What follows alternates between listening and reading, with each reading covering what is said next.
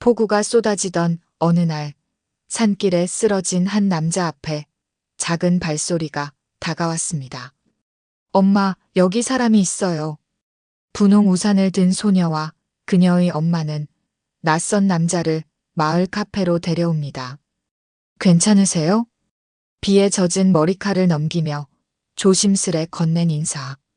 그 짧은 순간이 모든 걸 바꾸기 시작했습니다. 완벽주의에 지쳐 도망치듯 떠난 남자와 조용한 산골에서 아이와 살아가던 모녀. 서로 아무 연고 없는 이들의 만남은 우연이었을까요? 아니면 운명이었을까요? 빗소리로 시작된 인연, 그리고 그 안에 감춰진 이야기들.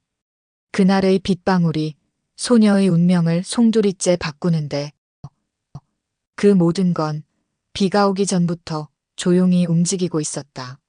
민우는 제멋대로 흩날리는 머리카락을 쓸어올리며 산길을 오르고 있었습니다.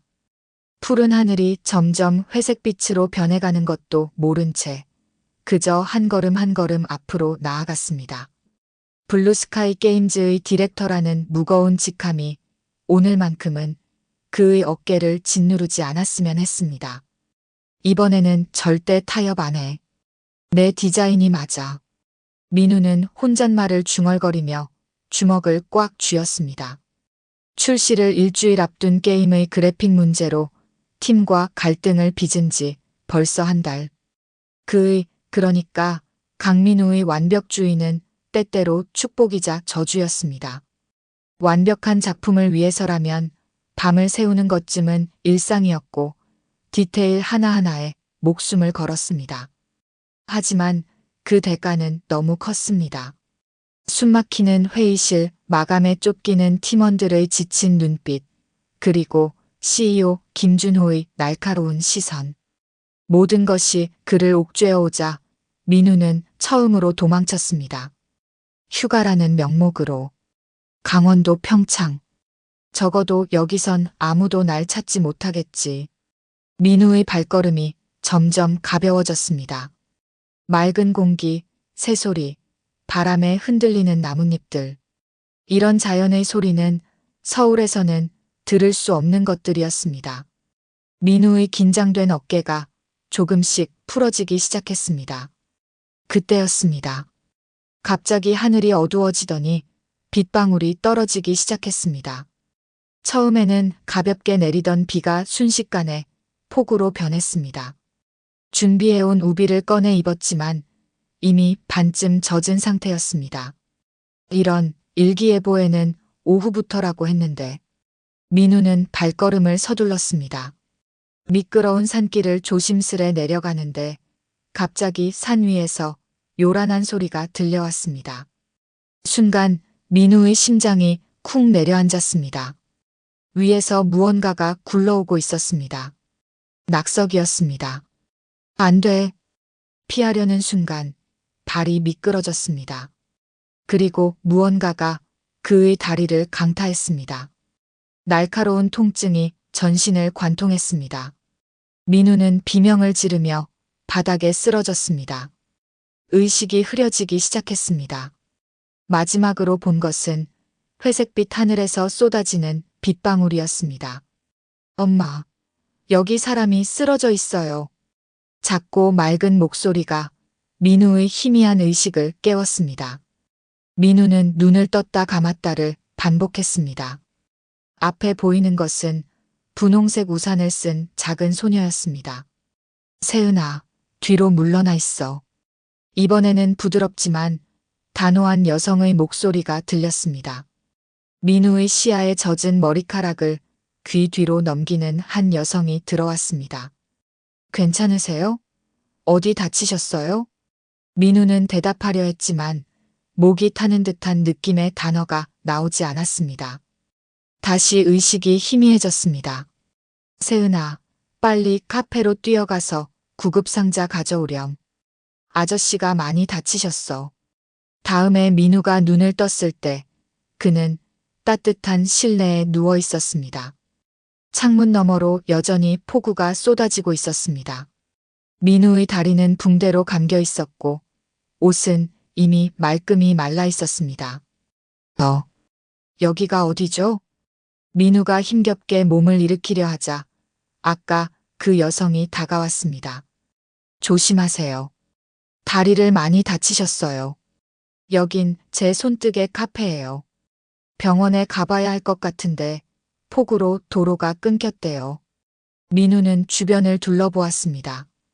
아늑한 카페 내부에는 다양한 손뜨개 작품들이 전시되어 있었고 벽에는 아이들의 그림이 가득했습니다. 감사합니다. 제 이름은 강민우라고 합니다. 블루스카이 게임즈에서 그래픽 아트 디렉터로 일하고 있어요. 그 말에 여성의 표정이 미묘하게 변했습니다. 놀란 듯한 아니면 경계하는 듯한 표정이었습니다. 하지만 순식간에 그 표정은 사라졌습니다. 저는 윤지현이에요. 그리고 이 아이는 제 딸 세은이고요. 세은이 수줍게 손을 흔들었습니다. 민우는 그런 세은을 향해 미소 지었습니다. 갑자기 세은의 손에 들린 스케치북이 눈에 들어왔습니다. 와, 내가 그린 거니? 정말 멋진데. 세은의 스케치북에는 자연과 동물들이 생기 있게 그려져 있었습니다. 특히 비 내리는 숲속의 동물들 그림은 민우의 마음을 사로잡았습니다. 직업병일까요? 민우는 그 그림에서 게임 캐릭터의 가능성을 보았습니다. 네, 제가 그렸어요. 비 오는 날 동물들이 어떻게 지내는지 상상해서 그렸어요. 그림 진짜 잘 그리는구나. 내가 디지털로 변환해 볼까? 내 태블릿 가방에 있을 텐데. 민우는 자신의 가방을 찾아 태블릿을 꺼냈습니다. 다행히 방수 가방이라 장비는 무사했습니다. 세은의 그림을 디지털 아트로 변환하는 동안 지연은 그들을 조용히 지켜보고 있었습니다. 세은아, 이거 봐봐. 내 그림이 이렇게 변했어. 세은의 눈이 동그래졌습니다. 태블릿 화면 속에서 그녀의 그림은 마치 살아 움직이는 것처럼 변해 있었습니다. 비 내리는 숲속의 동물들이 생동감 있게 표현되어 있었습니다. 우와, 너무 예뻐요. 엄마, 봐봐요. 제 토끼가 진짜 뛰어다녀요. 민우는 세은의 순수한 기쁨에 가슴이 따뜻해지는 것을 느꼈습니다. 오랜만에 느끼는 감정이었습니다. 일에 치여 잊고 있었던 그래픽 아트의 본질적인 즐거움이었습니다. 지연이 다가와 태블릿을 보더니 작게 탄성을 내뱉었습니다. 정말 대단하네요. 세은이 그림이 완전히 다르게 보여요. 민우는 지연의 눈빛에서 무언가를 느꼈습니다. 그녀의 눈에는 슬픔과 향수 그리고 비밀이 숨겨져 있는 것 같았습니다. 왠지 더 알고 싶다는 생각이 들었습니다. 세은이는 정말 재능이 있어요. 제가 일하는 게임 회사에서도 이런 감각을 가진 아이를 찾기 힘들어요. 지연의 얼굴이 굳어졌습니다. 그녀는 세은의 어깨를 감싸 안으며 말했습니다. 세은아, 이제 숙제할 시간이야. 방에 가서 해야지. 엄마, 조금만 더 있다가 할게요. 민우 아저씨가 제 그림을 또 예쁘게 만들어 주실 수도 있잖아요. 안 돼, 숙제 먼저. 아저씨도 쉬셔야 해. 세은은 아쉬운 표정을 지으며 민우에게 인사했습니다. 아저씨, 다음에 또 와주세요. 제 그림 더 예쁘게 만들어주세요. 세은이 방으로 들어간 후 카페에는 민우와 지연만 남았습니다. 창밖으로는 여전히 비가 내리고 있었습니다.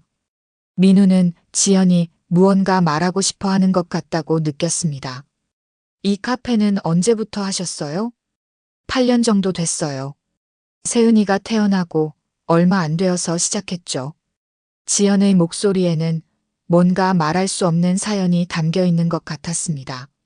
민우는 더 묻고 싶었지만 그녀의 표정을 보니 더 이상의 질문은 삼가는 게 좋을 것 같았습니다. 혼자서 카페를 운영하고 아이까지 키우시는 게 쉽지 않으실 것 같은데요. 처음엔 많이 힘들었죠. 하지만 세은이가 있어서 버틸 수 있었어요. 그 아이는 제 전부예요. 창밖의 빗소리가 둘 사이의 침묵을 채웠습니다. 그 순간 민우는 이상하게도 이곳에 있는 것이 운명처럼 느껴졌습니다. 마치 폭우가 그를 이곳으로 인도한 것처럼. 비가 그치면 서울로 돌아가셔야 하나요? 네, 일이 많이 밀려 있어서요. 하지만 이렇게 쉬게 되어서 오히려 다행인 것 같기도 해요. 지연은 미소를 지었습니다. 그 미소에 민우의 마음이 따뜻해졌습니다. 그럼 비가 그치기 전까지 편하게 쉬세요. 뭐든 필요한 게 있으면 말씀해 주세요. 감사합니다. 정말 감사해요. 폭우는 계속되었고 민우의 마음속에는 새로운 감정의 씨앗이 싹트기 시작했습니다. 민우는 차창 밖으로 흐르는 풍경을 멍하니 바라보았습니다. 폭우가 그치고 도로가 개통된 지 몇 시간. 그는 이미 서울로 향하는 버스 안에 앉아 있었습니다. 다리의 통증은 여전했지만 마음속에는 더 큰 무언가가 남아 있었습니다. 세은이, 윤지현. 이름을 중얼거리는 순간 마음 한켠이 따뜻해졌습니다. 낯선 산골에서 만난 그들이 왜 이렇게 계속 생각나는 걸까요? 민우는 자신의 휴대폰을 꺼내 보았습니다. 화면에는 세은과 함께 찍은 사진이 있었습니다. 세은의 그림을 디지털로 변환해 준 후 기념으로 찍은 사진이었죠. 그 뒤로 지연이 살짝 웃고 있는 모습도 보였습니다. 버스가 서울에 도착했을 때 민우의 마음은 이미 반은 강원도에 남아있는 것 같았습니다. 그럼에도 현실은 그를 기다리고 있었습니다. 출시를 앞둔 게임의 마무리 작업들, 그리고 그가 갑자기 휴가를 떠나면서 남겨진 문제들. 다음 날 아침, 민우는 깊은 한숨을 내쉬며 블루스카이 게임즈 사무실로 들어섰습니다.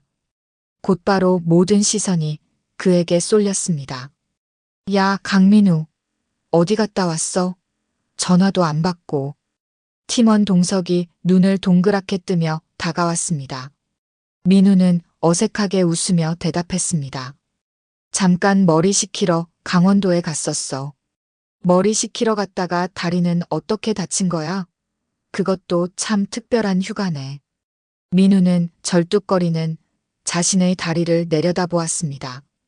아직 완전히 회복되지 않은 상태였습니다. 그게 산에서 낙석 사고가 있었어. 다행히 근처에 카페가 있어서 도움을 받았지. 동석의 표정이 걱정으로 가득 찼습니다.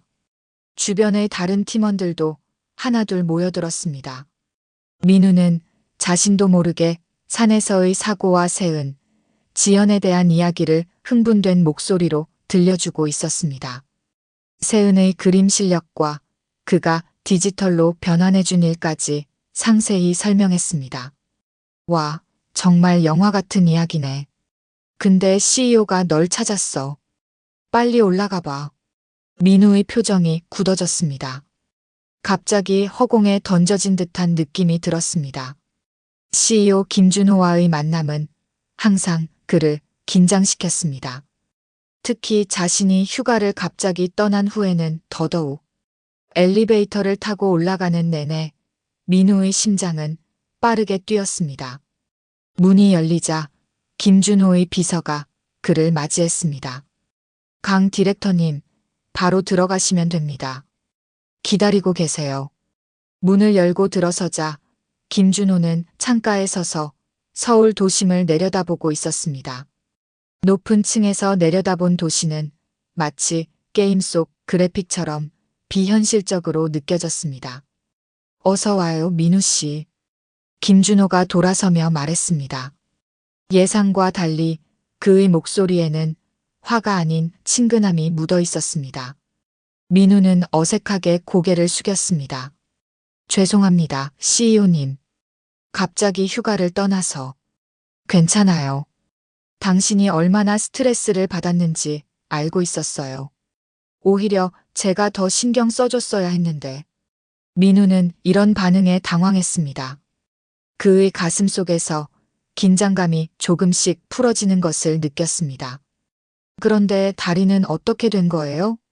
다쳤나요? 네, 산에서 낙석 사고가 있었습니다. 다행히 근처에 손뜨개 카페가 있어서 도움을 받았어요. 민우는 머뭇거리다가 강원도에서 있었던 일을 상세히 설명했습니다. 낙석 사고 의식을 잃었던 순간, 그리고 그를 구해준 윤지현과 세은에 대한 이야기까지. 사진도 있어요. 세은이라는 아이가 정말 그림을 잘 그리더라고요. 제가 디지털로 변환해줬는데 게임 캐릭터로도 손색 없을 정도였어요. 민우는 휴대폰을 꺼내 김준호에게 사진을 보여주었습니다. 화면에는 활짝 웃고 있는 세은과 그 뒤로 보이는 지연의 모습이 담겨 있었습니다. 그 순간 민우는 믿을 수 없는 광경을 목격했습니다. 늘 침착하고 냉정하던 김준호의 얼굴이 순식간에 창백해졌습니다. 그의 손이 미세하게 떨리기 시작했고 눈은 화면에서 떨어질 줄 몰랐습니다. CEO님, 괜찮으세요? 김준호는 민우의 말을 듣지 못한 것 같았습니다. 그는 마치 유령을 본 것처럼 충격에 빠져 있었습니다. 이 여자, 윤지현이 맞나요? 민우는 고개를 끄덕였습니다. 김준호의 반응이 이상했습니다. 마치 오래된 상처가 다시 터진 것처럼 그의 눈에는 복잡한 감정이 서려 있었습니다. 그녀는 내 첫사랑이에요. 김준호의 목소리는 떨리고 있었습니다. 민우는 갑작스러운 고백에 어떻게 반응해야 할지 몰랐습니다. 사무실 안에 묘한 침묵이 흘렀습니다. 정말요? 그런데 세은이는 7살이라고 했어요. 그리고 지연 씨가 카페를 시작한 지는 8년 정도 됐다고. 민우의 말이 끝나기도 전에 김준호는 벌떡 일어났습니다. 그의 눈빛이 달라졌습니다. 불안과 혼란, 그리고 희망이 뒤섞인 복잡한 감정이 그의 얼굴에 번졌습니다. 8년 전, 그때 우리가 헤어졌어요. 아니, 정확히는 내가 그녀를 떠났죠. 실리콘밸리로 연수를 떠나기 직전이었어요. 김준호의 목소리에는 후회가 가득했습니다. 그는 창가로 다시 걸어가 깊은 한숨을 내쉬었습니다. 그런데 세은이가 7살이라고요? 그럼 민우는 김준호의 떨리는 목소리에서 모든 것을 직감했습니다. 숫자가 정확히 맞아떨어졌습니다. 김준호와 윤지연이 헤어진 시기, 그리고 세은이의 나이. CEO님, 혹시, 네, 그럴 가능성이 높아요. 내가 떠난 후에 태어났다면 내 딸일 수도 있어요. 김준호는 돌아서서 민우를 바라보았습니다. 그의 눈에는 이제 결심이 서려 있었습니다. 민우 씨, 미안하지만 저 지금 바로 강원도로 가봐야겠어요. 지금 당장. 민우는 놀라움을 감추지 못했습니다. CEO가 갑자기 모든 일정을 취소하고 강원도로 향한다니. 하지만 그의 표정에서 이미 답을 읽을 수 있었습니다. 알겠습니다. 제가 위치를 알려드릴게요. 김준호가 서둘러 사무실을 나가려는 순간 문이 열리고 한 여성이 들어왔습니다. 우아하고 세련된 차림의 그녀는 김준호의 아내 최소라였습니다. 생명공학회사 CEO인 그녀의 눈빛은 항상 날카로웠습니다. 준호, 회의 시간 다 됐어요. VR 치료 시스템 관련해서. 소라는 말을 멈추고 상황을 살폈습니다. 김준호의 흥분된 표정, 그리고 당황한 민우의 모습을 번갈아 보며 그녀의 눈썹이 살짝 올라갔습니다. 무슨 일이에요? 김준호는 잠시 머뭇거렸습니다. 그의 표정에 갈등이 비쳤습니다. 소라, 미안해요. 급한 일이 생겼어요. 회의는 내일로 미뤄야 할 것 같아요. 소라의 표정이 차갑게 변했습니다. 그녀의 날카로운 눈빛이 민우를 향했습니다. 민우는 그 시선에 등줄기가 서늘해지는 것을 느꼈습니다. 준호, 이 회의가 얼마나 중요한지 알잖아요. 우리 회사의 VR 치료 시스템과 블루스카이의 게임 엔진 통합은 양쪽 모두에게 중요한 프로젝트예요. 민우는 처음 듣는 이야기에 눈썹을 치켜 올렸습니다. 블루스카이 게임즈와 소라의 회사가 협업 중이라는 사실을 몰랐습니다. 그제서야 왜 김준호와 소라의 결혼이 업계에서 세기의 비즈니스 결합이라 불렸는지 이해할 수 있었습니다. 김준호는 한숨을 내쉬며 소라에게 다가갔습니다. 정말 미안해요. 하지만 이건 개인적으로 정말 중요한 일이에요. 이해해줘요. 소라는 말없이 김준호를 바라보았습니다. 그녀의 눈에는 의심과 불안이 서려 있었습니다. 알겠어요. 하지만 오늘 저녁엔 꼭 돌아와야 해요. 내일 아침 일찍 투자자들과의 미팅이 있으니까요. 김준호는 고개를 끄덕이고 재빨리 사무실을 나갔습니다. 민우와 소라만이 남겨진 사무실에 무거운 침묵이 흘렀습니다. 강 디렉터님, 혹시 남편이 어디로 가는지 알고 계시나요? 민우는 가슴이 철렁 내려앉는 느낌이었습니다. 소라의 날카로운 질문에 어떻게 대답해야 할지 갈등했습니다. 저도 자세히는 모릅니다. 급한 일이 있다고만 하셨어요. 소라는 민우의 눈을 똑바로 바라보았습니다. 그녀의 시선은 마치 거짓말 탐지기처럼 느껴졌습니다. 그래요? 그럼 가보세요. 민우는 안도의 한숨을 내쉬며 사무실을 나왔습니다. 엘리베이터를 타고 내려오면서 그는 자신이 무슨 일에 발을 들였는지 실감하기 시작했습니다. 김준호와 윤지연의 과거, 그리고 아마도 김준호의 딸일지도 모르는 세은. 이 모든 것이 우연히 시작되었지만 이제 민우는 그 안에 깊숙이 관여하게 되었습니다. 그리고 왠지 모르게 이 이야기가 어떻게 끝날지 알고 싶었습니다. 사무실로 돌아오는 길, 민우는 문득 세은의 그림이 떠올랐습니다. 폭우 속에서 만난 동물들. 어쩌면 그들 모두가 이 폭우 속에서 만난 운명의 동물들인지도 모른다는 생각이 들었습니다. 준호의 차가 손뜨개 카페 앞에 멈춰섰습니다. 창밖으로 보이는 아기자기한 간판과 창문에 걸린 알록달록한 손뜨개 작품들이 그의 시선을 사로잡았습니다. 8년이라는 시간이 마치 물거품처럼 느껴졌습니다. 정말 여기에 있었던 거야. 준호의 목소리가 떨렸습니다. 손잡이를 잡은 손에는 식은땀이 배어 있었습니다. 그는 얼마나 오랫동안 차 안에 앉아 있었을까요? 5분? 아니면 30분? 시간의 흐름을 느낄 수 없었습니다. 마침내 용기를 내어 차에서 내린 준호는 천천히 카페로 향했습니다. 문 앞에 서자 심장이 마구 뛰었습니다. 마치 첫 데이트 때처럼. 깊은 숨을 들이마시고 문을 열었습니다. 종소리와 함께 카페 안의 따뜻한 공기가 그를 반겼습니다. 향긋한 커피 향과 뜨개질 특유의 포근한 분위기가 공간을 채우고 있었습니다. 그리고 카운터 뒤에서 그녀가 있었습니다. 지연은 처음에는 손님이 온 줄로만 알고 미소를 지으며 고개를 들었습니다. 그리고 그녀의 표정이 순식간에 굳어졌습니다. 마치 시간이 멈춘 것처럼 두 사람은 서로를 바라보기만 했습니다. 안녕, 지연아. 준호의 목소리는 평소보다 한 옥타브 낮았습니다. 지연의 눈이 커졌습니다. 믿을 수 없다는 표정이었습니다. 그녀의 손에 들고 있던 머그컵이 떨어져 바닥에 깨졌습니다. 요란한 소리가 정적을 깼습니다. 준호 씨?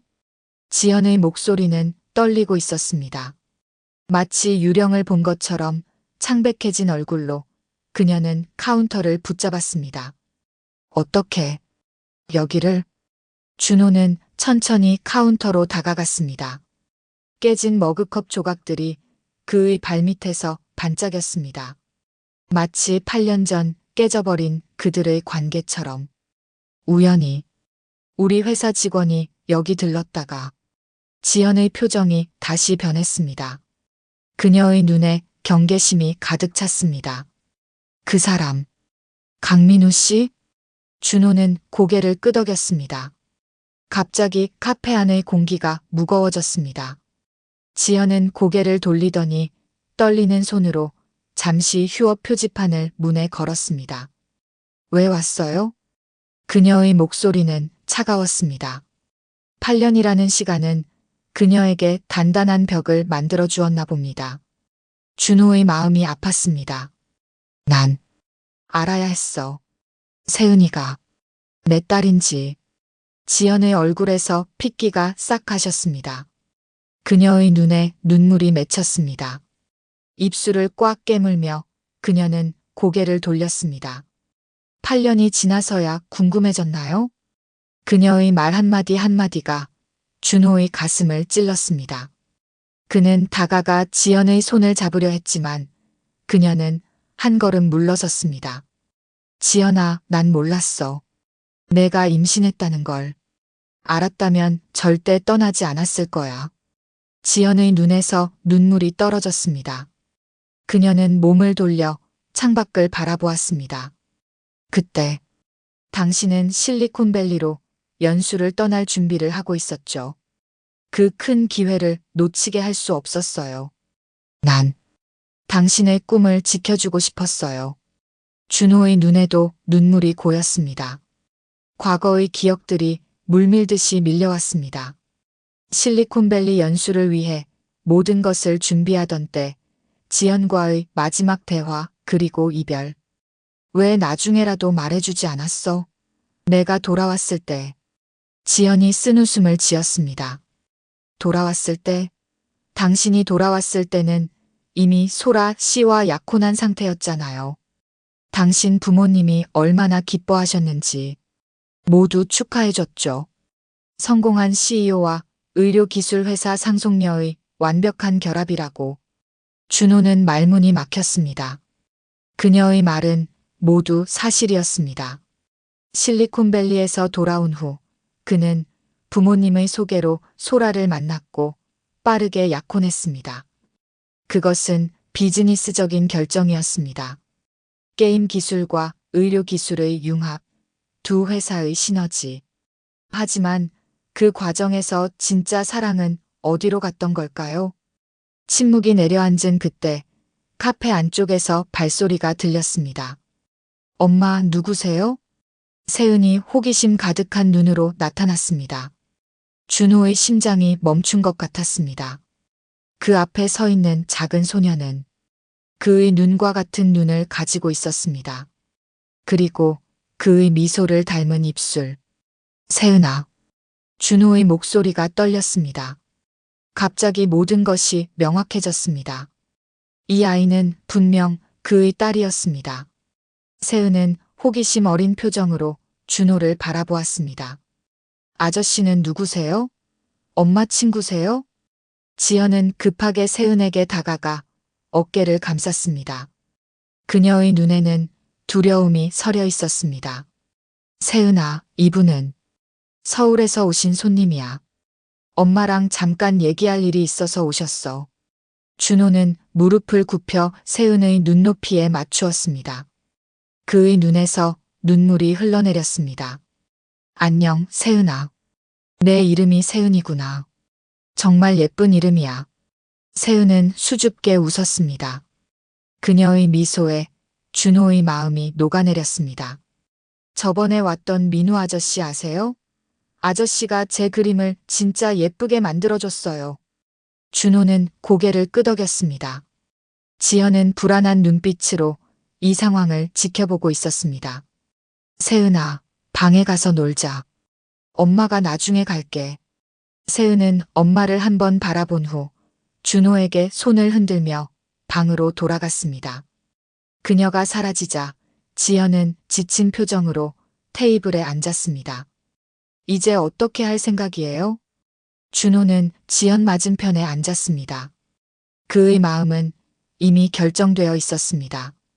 지연아, 우리 서울로 함께 가자. 너와 세은이를, 내 딸을 더 이상 모른 척할 수 없어. 지연의 눈이 커졌습니다. 그녀는 믿을 수 없다는 표정으로 준호를 바라보았습니다. 미쳤어요? 당신은 결혼한 사람이잖아요. 그리고 우린 이미 끝났어요. 준호는 단호하게 고개를 저었습니다. 끝난 게 아니야. 중단됐을 뿐이야. 우리의 이야기는 계속되고 있었어. 단지 우리가 모르고 있었을 뿐. 지연의 눈에 다시 눈물이 고였습니다. 그녀는 창밖으로 시선을 돌렸습니다. 카페 창문 너머로 보이는 산과 나무들.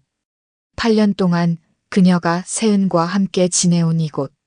서울에 가면 세은이는 어떻게 되는 거죠? 당신의 비밀딸로 사는 건가요? 준호는 지연의 손을 잡았습니다. 이번에 그녀는 손을 빼지 않았습니다. 아니, 정식으로 인정할 거야. 내 딸로. 모든 사람들에게. 지연은 눈을 감았습니다. 그녀의 마음속에는 복잡한 감정들이 소용돌이쳤습니다. 두려움, 기대, 불안, 그리고 아직 남아있는 사랑. 당신 부모님은요? 그리고 당신 아내는? 준호의 표정이 잠시 어두워졌습니다. 그것은 쉬운 문제가 아니었습니다. 해결할게. 어떻게든. 중요한 건 세은이야. 내 딸에게 아버지가 필요해. 지연은 오랫동안 생각에 잠겼습니다. 그녀는 세은을 바라보았습니다. 항상 아빠에 대해 질문하던 세은. 아빠는 어디 있어요? 아빠는 언제 만날 수 있어요? 그 질문들에 항상 회피해왔던 자신. 시간이 필요해요.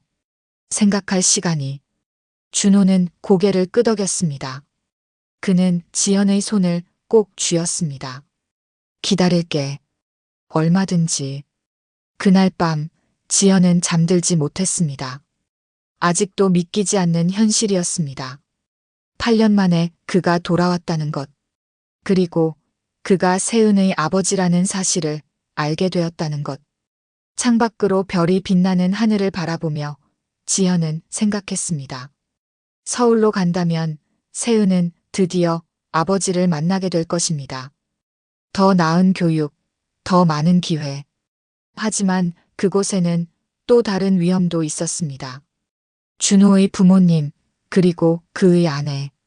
다음 날 아침, 지연은 결정을 내렸습니다. 그녀는 떨리는 손으로 준호에게 전화를 걸었습니다. 준호 씨, 우리 서울로 갈게요. 전화기 너머로 들려오는 준호의 기쁨 섞인 목소리에 지연의 마음은 복잡했습니다. 이것이 옳은 결정일까? 8년 동안 지켜온 작은 세계를 떠나 다시 그의 세계로 돌아가는 것이. 하지만 세은의 기쁜 얼굴을 상상하자 모든 불안이 사라졌습니다. 세은이 마땅히 알아야 할 진실, 그리고 만나야 할 사람. 그것을 더 이상 숨길 권리는 없었습니다. 한 주 동안 지연은 카페를 정리하고 필요한 짐을 꾸렸습니다. 그리고 드디어 서울로 향하는 날이 왔습니다. 준호가 직접 차를 몰고 와서 그들을 데리러 왔습니다. 세은은 여행 가방을 들고 신이 나서 뛰어다녔습니다. 엄마, 서울에 가면 놀이공원도 가요? 민우 아저씨도 만날 수 있어요?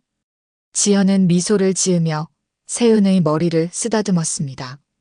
그녀의 눈에는 복잡한 감정이 서려 있었습니다. 그럼 다 할 수 있어.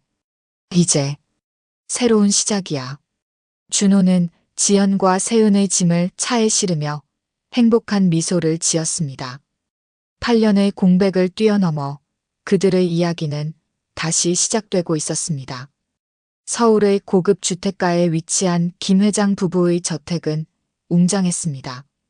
지연은 세은의 손을 꼭 잡은 채 현관 앞에 서 있었습니다.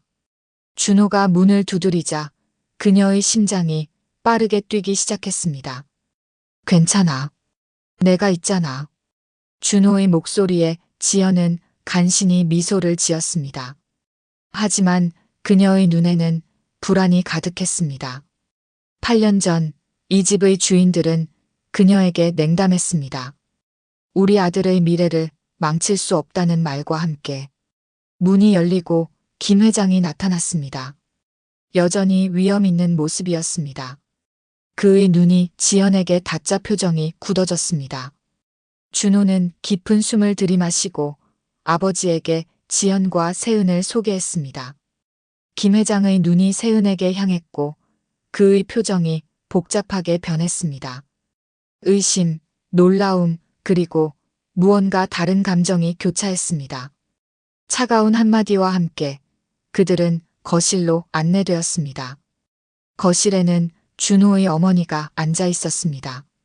그녀는 지연을 보자 입술을 꽉 깨물었습니다.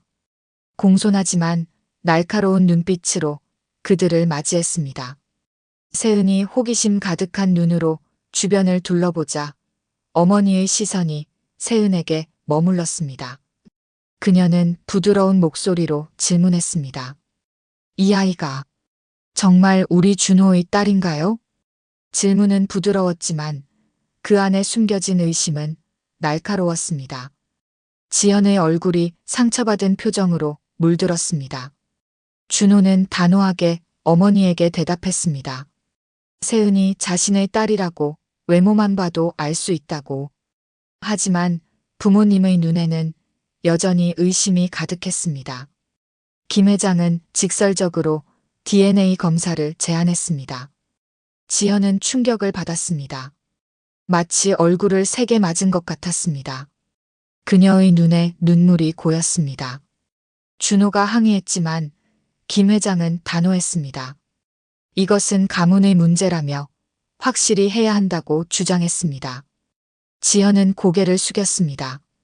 그녀의 어깨가 작게 떨렸습니다. 세은은 어머니의 변화를 느끼고 불안한 표정으로 그녀의 손을 꼭 잡았습니다. 엄마, 괜찮아요? 세은의 목소리에 지연은 억지로 미소를 지었습니다. 그녀는 세은에게 걱정하지 말라며 괜찮다고 안심시켰습니다. 준호는 분노와 미안함이 뒤섞인 표정으로 지연을 바라보았습니다. 그는 세은에게 다가가 무릎을 꿇고 눈을 맞추었습니다. 잠시 정원에 가서 예쁜 꽃들을 보고 오자고 제안했고 세은은 고개를 끄덕이며 그를 따라갔습니다. 그들이 나가자 지연은 깊은 한숨을 내쉬었습니다. 그녀는 작지만 단호한 목소리로 DNA 검사에 동의했습니다. 김 회장 부부는 서로 눈빛을 교환했습니다. 그날 저녁 준호와 지연, 세은은 준호의 아파트로 돌아왔습니다. 지연은 창밖을 바라보며 생각에 잠겼습니다. 갑자기 현관문이 열리는 소리가 들렸습니다. 소라가 들어왔습니다. 그녀의 눈은 충혈되어 있었고 평소의 완벽한 모습은 사라졌습니다. 소라는 지연과 세은을 보자 얼굴이 하얗게 변했습니다. 그녀의 목소리는 떨리고 있었습니다. 이게 무슨 상황이에요? 준호는 소라에게 다가갔습니다. 그는 설명하려 했지만 소라의 분노가 폭발했습니다. 다른 여자와 아이를 집에 데려왔다며 격분했습니다. 세은은 무서워하며 지연의 뒤로 숨었습니다. 지연은 세은을 안으며 조용히 방으로 들어갔습니다. 준호와 소라의 격렬한 다툼 소리가 벽을 통해 들려왔습니다. 지연은 세은을 달래며 귀를 막아주었습니다. 한편 블루스카이 게임즈 사무실에서 민우는 늦은 밤까지 일하고 있었습니다. 그의 책상 위에는 커피 잔이 여러 개 놓여 있었고 모니터에는 여러 창이 열려 있었습니다. 동석이 옆에서 CEO가 갑자기 휴가를 냈다며 이야기했고 민우는 그 가족 문제가 무엇인지 알고 있었습니다. 그때 민우의 휴대폰이 울렸습니다. 준호였습니다. 그는 민우에게 도움을 청했습니다. 내일 병원에서 DNA 검사를 하는데 소라가 알게 됐다고 상황이 복잡해졌다고 전했습니다. 다음 날 준호와 지연, 세은은 병원을 방문했습니다. 검사는 간단했습니다. 하지만 결과가 나오기까지는 며칠이 걸린다고 했습니다. 그날 저녁 소라는 자신의 회사 사무실에 앉아 있었습니다. 그녀의 눈은 차갑게 빛났습니다. 책상 위에는 최첨단 의료 장비 도면이 펼쳐져 있었고 옆에는 블루스카이 게임즈와의 계약서가 놓여 있었습니다. 준호의 VR 기술이 없으면 내 치료 시스템은 완성될 수 없어. 소라는 버튼을 누르고 비서를 불렀습니다. 그녀는 DNA 검사 담당자를 당장 만나고 싶다고 지시했습니다. 담당자와의 만남 후 소라의 입가에는 차가운 미소가 맺혔습니다. 그녀는 간단한 지시를 내렸습니다. 결과를 조작하라고.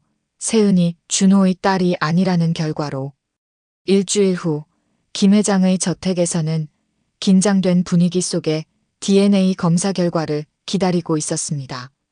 지연은 불안한 표정으로 세은의 손을 꼭 잡고 있었습니다. 담당 의사가 결과를 들고 들어왔습니다. 그는 봉투를 열고 종이를 꺼냈습니다. 검사 결과에 따르면 김준호 씨와 세은 양은 친자 관계가 아닙니다. 그 말에 방안이 얼어붙었습니다. 지연의 얼굴에서 핏기가 싹 가셨습니다. 준호는 충격으로 말을 잇지 못했습니다. 결국 그는 소리쳤습니다. 이게 말도 안 되는 소리라고. 하지만 김 회장의 표정은 이미 분노로 가득 차 있었습니다. 그는 지연을 향해 외쳤습니다. 거짓말쟁이라고. 자신의 아들을 이용하려 했다고. 김 회장 부인도 가세했습니다. 당장 이 집에서 나가라고. 2번 다시 나타나지 말라고 차갑게 말했습니다. 지연은 고개를 숙였습니다. 세은은 무슨 일인지 모르고 엄마를 불안하게 바라보았습니다. 지연은 세은의 손을 잡고 조용히 일어났습니다. 준호 씨, 저는 거짓말하지 않았어요. 세은이는 당신의 딸이에요. 지연의 떨리는 목소리에 준호의 눈에도 눈물이 고였습니다. 하지만 주변의 모든 시선이 그를 압박했습니다. 소라는 승리의 미소를 지으며 그 모습을 지켜보고 있었습니다. 지연은 세은과 함께 저택을 나섰습니다. 그들이 떠난 후 준호는 혼란스러운 표정으로 자리에 주저앉았습니다. 한편 민우는 회사에서 우연히 DNA 검사 결과 사본을 보게 되었습니다. 준호가 자신에게 보낸 메일이었습니다. 그는 문서를 자세히 살펴보았습니다. 이상하네. 민우는 눈을 가늘게 뜨고 문서를 확대해 보았습니다. 그래픽 디자이너로서의 날카로운 눈으로 그는 무언가를 발견했습니다. 아주 미세한 픽셀 차이, 글꼴의 미묘한 변화. 이 문서 조작됐어. 민우는 자리에서 벌떡 일어났습니다. 그는 더 자세한 분석을 위해 전문 소프트웨어를 열었습니다. 이제 그는 진실을 밝혀내야 했습니다. 세은을 위해, 지연을 위해, 그리고 준호를 위해. 민우의 손가락이 키보드 위에서 바쁘게 움직였습니다. 모니터 화면에는 DNA 검사 결과 문서가 확대되어 있었습니다. 그는 밤새도록 문서를 분석했고 드디어 확실한 증거를 찾아냈습니다. 이거야. 민우의 눈이 반짝였습니다. 그는 급하게 휴대폰을 집어들었습니다.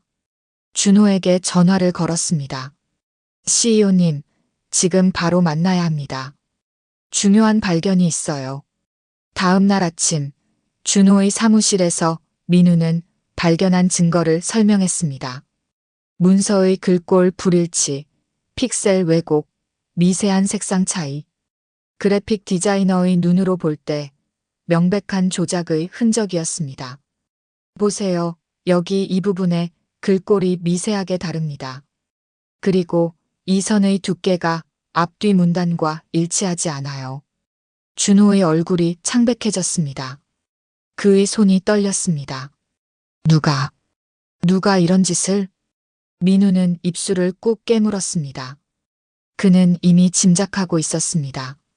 하지만 그 의심을 말하기가 쉽지 않았습니다. DNA 검사 결과에 접근할 수 있는 사람이 누구였을까요? 이 질문에 준호의 눈이 커졌습니다. 그의 표정이 점점 어두워졌습니다. 소라. 그녀라면 가능했습니다. 의료회사 CEO로서 그녀는 병원 관계자들을 쉽게 만날 수 있었고 영향력도 컸습니다. 민우 씨, 당신 생각은 어때요? 누가 이런 짓을 했을까요?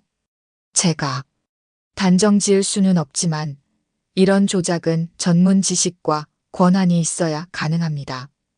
그리고 무엇보다 동기가 필요하죠. 준호는 자리에서 벌떡 일어났습니다. 그의 눈에는 분노와 결의가 가득했습니다. 고마워요, 민우 씨. 이제 할 일이 있네요. 준호는 곧바로 소라의 회사로 향했습니다. 평소와 달리 그는 비서에게 알리지 않고 소라의 사무실로 들어갔습니다. 소라는 놀란 표정으로 그를 바라보았습니다. 준호, 갑자기 웬일이에요? 준호는 말없이 태블릿을 소라 앞에 내려놓았습니다.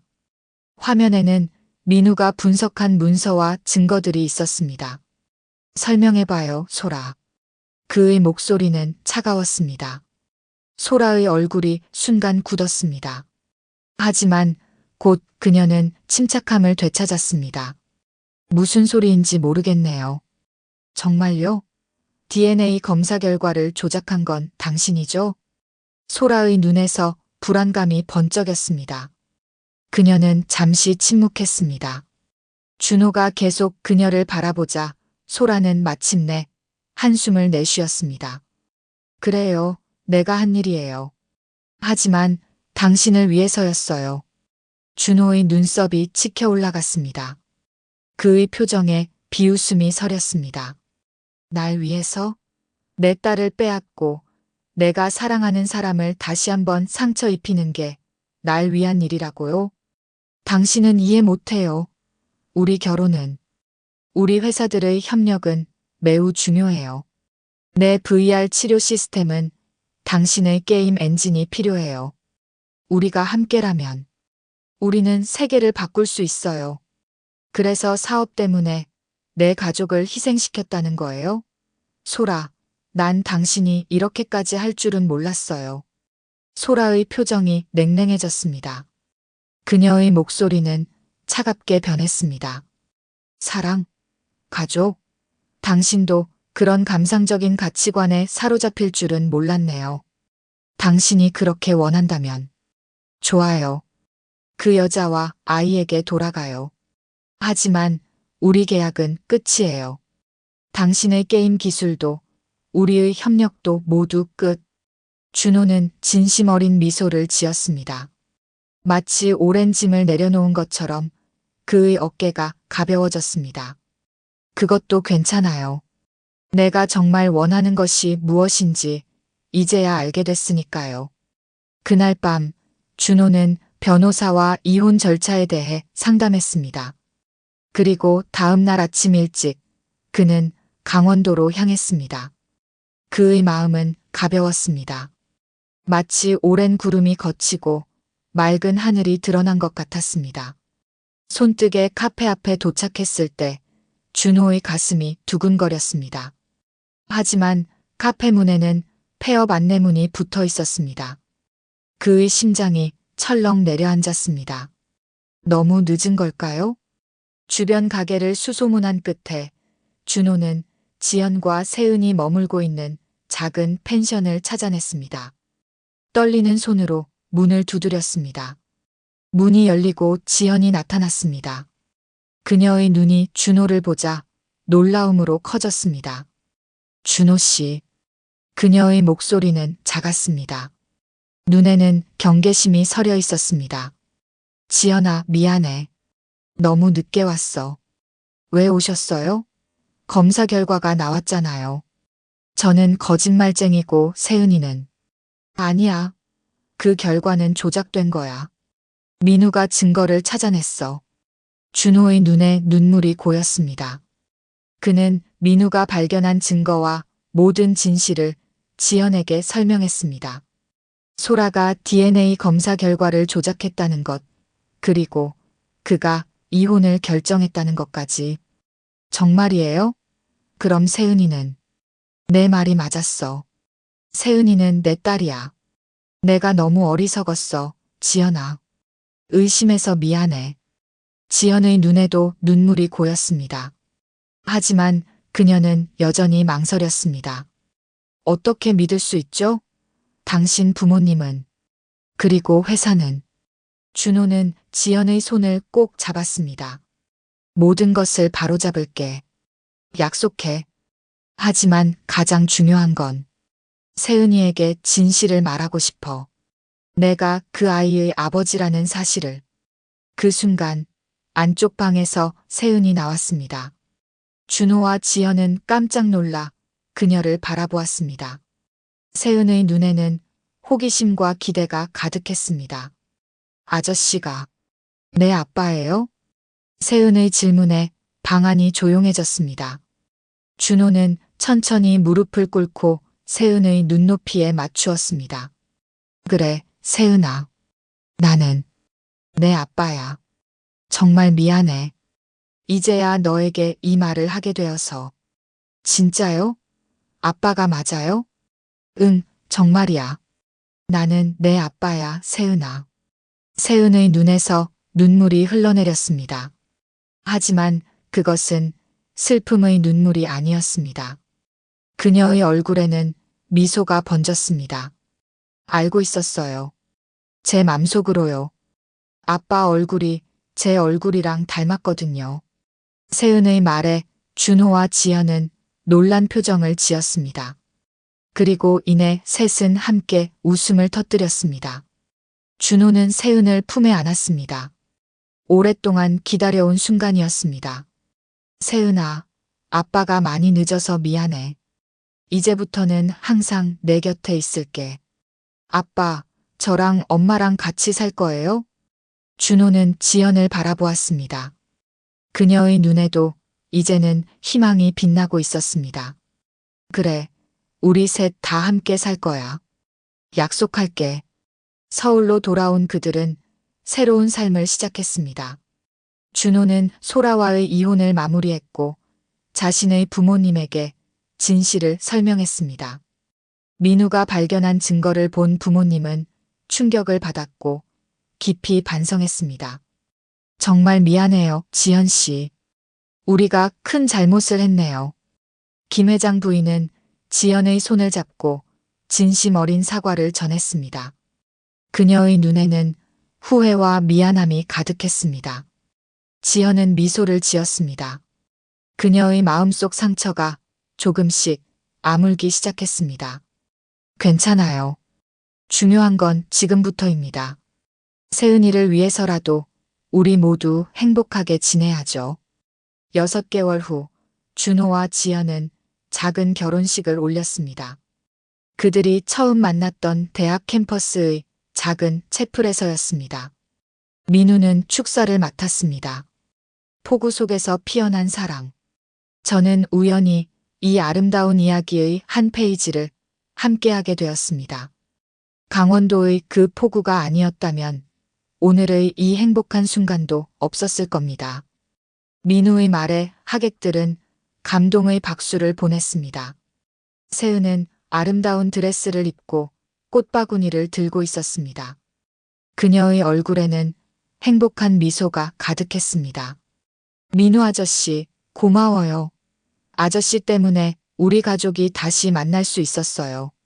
민우는 세은의 머리를 부드럽게 쓰다듬었습니다. 그의 마음도 따뜻해졌습니다. 결혼식 후 세 사람은 처음 만났던 강원도 산을 다시 찾았습니다. 그곳은 이제 그들에게 특별한 장소가 되었습니다. 산을 오르는 동안 하늘에서 빗방울이 떨어지기 시작했습니다. 또 비가 오네요. 지연이 웃으며 말했습니다. 준호는 우산을 펼쳐 지연과 세은을 감쌌습니다. 이번에는 함께 맞을 수 있어서 다행이야. 그들의 웃음소리가 빗소리와 어우러졌습니다. 세은은 빗속에서 춤을 추듯 뛰어다녔습니다. 그녀에게 빗물은 더 이상 슬픔이 아닌 기쁨의 상징이었습니다. 1년 후 민우는 블루스카이 게임즈의 새 프로젝트를 성공적으로 출시했습니다. 폭우 속의 만남이라는 게임은 전 세계적으로 히트를 쳤습니다. 게임 속 주인공 캐릭터는 세은이 그린 그림을 기반으로 만들어졌고 폭우 속에서 만난 가족의 이야기는 많은 사람들의 마음을 울렸습니다. 블루스카이 게임즈의 회의실에서 준호는 팀원들에게 박수를 보냈습니다. 그 옆에는 지연과 세은이 함께했습니다. 이번 게임의 성공은 우리 모두의 것입니다. 특히 이 게임의 영감을 준 우리 가족에게요. 아빠, 제 그림이 게임에 나와서 너무 기뻐요.